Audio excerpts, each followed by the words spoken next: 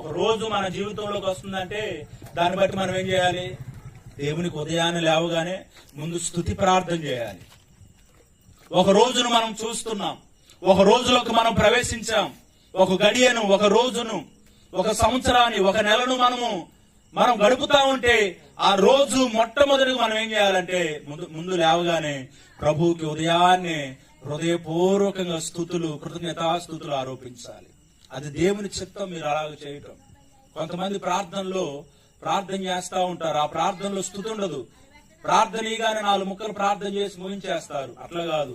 మన ప్రార్థనలో స్తుతి ఉండాలి, మన ప్రార్థనలో పశ్చాత్తాపం ఉండాలి, మన ప్రార్థనలో కన్నీరు ఉండాలి, మన ప్రార్థనలో అడిగేది ఉండాలి. ప్రార్థన మొదలు పెట్టడానికి అడగటమే ప్రారంభించకూడదు.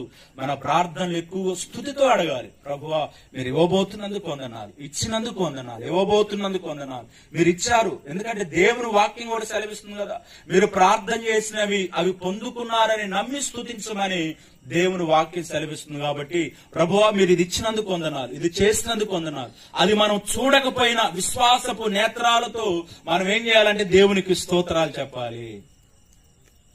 మనం ఒక క్రైస్తవులంగా, దేవుని బిడ్డలుగా, దేవుని ప్రజలుగా, దేవుని చిత్తం ఏంటంటే మన పట్ల మనం ఎప్పుడు దేవునికి స్తుతి చెల్లించడమే, మన నోరు దేవుని ఉచ్చరించడమే, మన నోరు దేవునికి మహిమ చెల్లించడమే, మన ద్వారా ప్రతి విషయంలో దేవునికి కృతజ్ఞతాస్తుతులు చెల్లించడమే.